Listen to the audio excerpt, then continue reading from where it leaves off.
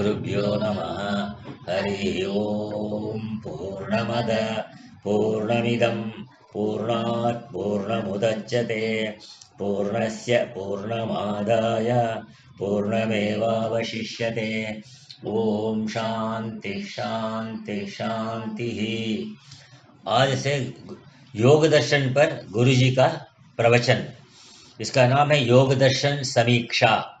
ये पातंजलि योग दर्शन है। तो इसमें पातंजलि का पहले प्रणाम करने के लिए एक श्लोक है।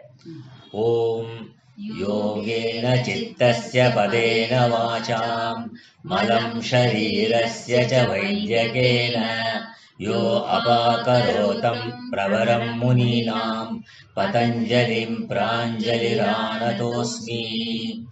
तो योगेन चित्तस्य, योग किसके लिए? चित्त में जो अशुद्धि है उसको निकालने के लिए योग चित्त का।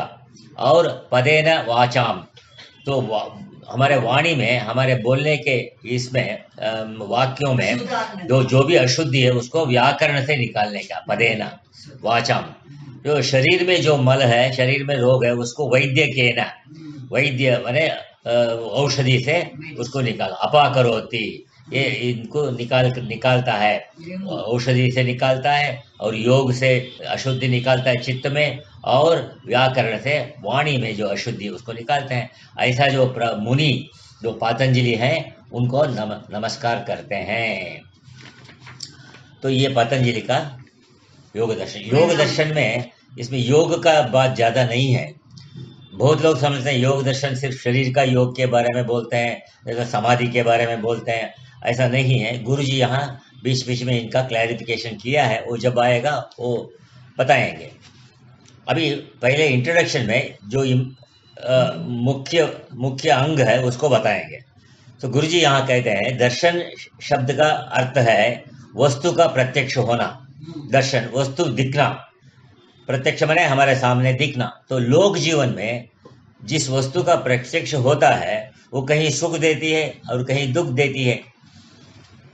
वस्तु में अपने स्वरूप में सुख दुख नहीं है, वस्तु में स्वरूप से दुख नहीं। वस्तु में जिस वस्तु में प्राणियों का राग होता है, प्रीति होता है, उसमें वो सुख का अनुभव करता है। और जिस वस्तु में उसके स्वरूप में प्रीति नहीं है, वो दर्शन होने पर उसमें मोह से दुखी हो जाते हैं। बस यही सुख दुख है। तो ये सुख दुख जो है मन की वृत्तियां हैं, वस्तु में नहीं। मन की संस्कार से जो वृत्ति आती है, प्रीति और द्वेष की वृत्ति, तो यही संसार का सुख दुख है, जिसके द्वारा शोक मोहादि नाना प्रकार के विकार चित्त में प्रकट होते हैं। तो प्राचीन काल के महान तपस्वी ऋषियों ने अपनी समाधि प्रज्ञा द्वारा, प्रज्ञा माने बुद्धि, माने शुद्ध बुद्धि में, जब जो अनात्म वृत्ति नहीं है बुद्धि, वो समाधि प्रज्ञा, उसके द्वारा अनुभव किया कि ईश्वर स्वरूप के दर्शन के बिना जीवों को असली सुख नहीं होगा। इस संसार का सुख आभास मात्र है। जैसे दर्पण में मुख दिखा और गायब हो गया, इसी प्रकार इस संसार का सुख है। इसलिए परमात्मा तत्व का दर्शन ही संसार सुख की निवृत्ति का पूर्ण साधन है। हाँ, तत्व दर्शन संसार दुख की निवृत्ति का पूर्ण साधन है, परमात्मा तत्व का दर्शन। आस्तिक समाज में वेदांत उत्तर मीमांसा है, पूर्व मीमांसा न्याय, वैशेषिक, सांख्य और योग, ये षड दर्शन कहलाते हैं। वेदांत दर्शन को उत्तर मीमांसा कहते हैं, कर्मकांड को पूर्व मीमांसा, और न्याय दर्शन और वैशेषिक, न्याय में तर्क, वैशेषिक जो है वो वैशेषिक भी तार्किक है।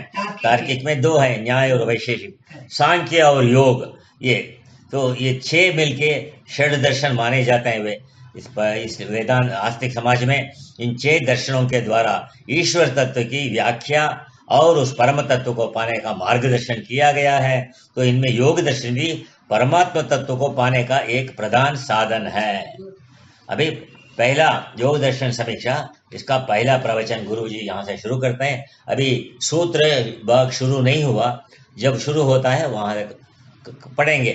तो पहले प्रवचन में योग दर्शन महर्षि पतंजलि का दर्शन है। महर्षि पतंजलि अपने समय के महान योगी भी थे। इसलिए उन्होंने योग की प्रक्रिया का इस दर्शन में बड़ा सुंदर विवरण किया है। इसके ऊपर ये टीका है, टीका मैंने कमेंट्री, योग सिद्धांत चंद्रिका। तो अभी जो भी गुरुजी बोलने वाला है थोड़ा थोड़ा इस आधार पर बोलेंगे। ये टीका भी बड़ी अच्छी है, इस टीका के अनुसार इसकी व्याख्या करते चलेंगे। सबसे पहले कहते हैं टीका में, ब्रह्म विदाप्नोति परम ब्रह्मविद ब्रह्मैव भवति तमेव विदित्वा अतिमृत्युमेति न अन्यः पंथा विद्यते अयनाय। तैत्तिरीय उपनिषद का पहले और श्वेताश्वतर उपनिषद का दूसरा। इन श्रुतियों को इसलिए दे रहे हैं कि ब्रह्म विदा अपनोति परम, इस जगत में जो परम तत्व है, परम तत्व क्या है? ये जो चेतन है यही परम तत्व है। जीव अनादि अनंत काल से इस भौतिक माया के शरीर में पड़ा है। जैसे हम लोगों का जो शरीर है, यदि इस शरीर में घूम करके अपने प्राणों को समाप्त करके चले गए तो इस लोक में क्या कमाई किया तुम मनुष्य बनकर? हाथों से कुछ पुण्य कर्म किया थोड़े बहुत, तो मन से तो कोई कमाई नहीं हुई। मन से उस परमात्मा तत्व का चिंतन करना, उस परमात्मा तत्व का ध्यान करना और उस परमात्मा तत्व में अपने मन को लीन करना, यह है मन की कमाई। योग दर्शन जो है ये मन की कमाई को सामने स्पष्ट करता है। मन से क्या काम करोगे? उपनिषद की श्रुति कहती है ब्रह्म विदाप्नोति परम, जो ब्रह्मवेता होगा वही उस परम तत्व को प्राप्त करेगा। ब्रह्म इति मांडलिक उपनिषद बोलता है, जो इस आत्मा को जानेगा वो सबको जानेगा, जो आत्मा को नहीं जानेगा वो किसी को नहीं जानेगा। जैसे अपने अनुभव में भी समझो, जो आत्मा का अहम रूप भूल गया वो दुनिया में किसको देखेगा? वो तो अहम रूप से बेहोश है और मैं कौन हूँ, मेरा कौन है, इसका कोई ख्याल ही नहीं। इसलिए उस अहम आत्मा का जो असली स्वरूप है विवेकशील उसको समझे। ब्रह्मवेद ब्रह्मैव भवति मुंडकोपनिषद। दूसरी श्रुति कहती है ब्रह्मवेता जो साक्षात ब्रह्म ही है। यद्यपि ये मालूम पड़ता है कि ये पंचभूतों का शरीर है, इस शरीर के अनुसार यद्यपि उसकी शक्ल दिखती है, उसका व्यवहार भी दिखता है, किंतु वो उससे अलग हो गया है और अब उसे वो व्यवहार बांधने वाला नहीं है। तमेव विदित्वा अति मृत्युमेति न अन्यः पंथा विद्यते अयनाय। तो मंत्र कहता है कि जब ये बुद्धिमान मनुष्य इस सत्य को समझेगा तो अति मृत्युमेति, मृत्यु का अतिक्रमण करेगा, और यदि इस सत्य को नहीं समझेगा तो मृत्यु का अतिक्रमण नहीं करेगा। पुनरपि जननम पुनरपि मरणम, तो ये चलता रहेगा।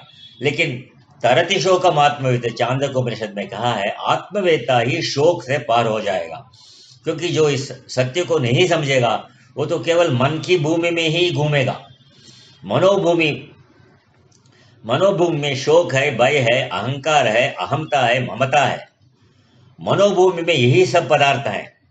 इन्हीं पदार्थों में जीव घूमकर आयु खत्म करके चला जाएगा।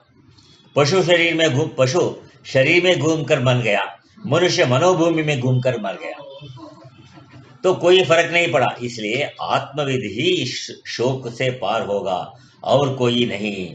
तो इस आत्म तत्व का साक्षात्कार कैसे होगा? इस दृष्टि से कहा आत्मा वा अरे द्रष्टव्यः श्रोतव्यो मंतव्यः, बृहदारण्यकोपनिषद का मंत्र है। कहते हैं जिस परम तत्व को जानने की इच्छा हो उसका परम दिव्य स्वरूप क्या है? दिव्य माने जिसके स्वरूप में कोई विकृति नहीं, चेंजेस नहीं, उसको दिव्य कहते हैं।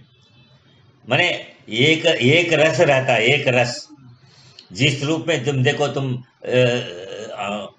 अनार से ऑरेंज से रस निकाला और उसमें एक स्पून पिया, तुमको मालूम है ना, कहीं से भी तुम रस लो, नीचे से, मध्य भाग से लो, ऊपर से लो, रस का तो एक ही टेस्ट रहेगा ना, उसका नाम है एक रस।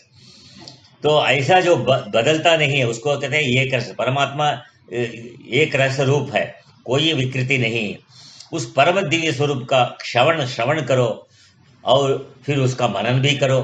संसार का मनन करते हो कि नहीं? छोटी से छोटी किसी वस्तु को देखते हैं 20 बार आंख खोल के और फिर सोचते हैं कि ये शरीर ये मेरे लिए ठीक रहेगी कि नहीं। इसी तरह इस आत्मा से ज्यादा मेरे को कौन प्यारा है? इस आत्मा के बिना ना हम किसी के हैं और ना हमारा कोई। इसलिए कहते हैं कि इसका मनन करो। मनन भी कैसा? ये ऐसा है आत्मा का स्वरूप जो अलौकिक है, दिव्य है, लोक में सिद्ध स्वरूप नहीं है। लोक से ऊपर है। जैसे अनुभव के लिए समझो, ये शरीर तो हड्डी मांस का बैग है। जब तक ये चेतन बैठा है तब तक ये कितना प्यारा लगता है सबको, कितना सुंदर लगता है। इतना ये दिव्य स्वरूप अगर लोक में किसी साधन के द्वारा इतना प्यारा बनाना हो तो क्या कोई साधन है? कोई साधन नहीं। केवल एकमात्र सत्य चित आनंद चेतन ही ऐसा स्वरूप है। आत्मा ही है जो शरीर को इस आकार में कायम बना के रखेगा। तब न लोग आएंगे, इसके पास बैठेंगे, बात करेंगे, प्यार करेंगे, और आत्मा जिस समय इस शरीर से निकला छोड़ देगा तो इस बेचारे को कोई नहीं पूछेगा। फिर कहेंगे जल्दी करो जल्दी करो। तो इसका मतलब क्या हुआ? चेतन के रहने से 100 वर्ष भी ये शरीर अच्छा है, प्यारा है, और जिसके न रहने से 1 मिनट भी अच्छा नहीं। इसलिए ऐसा वो आत्मा तुम्हारी आत्मा है, वही परमात्मा है। ओम पूर्णमद पूर्णमिदं पूर्णात् पूर्णमुदच्यते पूर्णस्य पूर्णमादाय पूर्णमेवावशिष्यते। ओम शांति शांति शांति।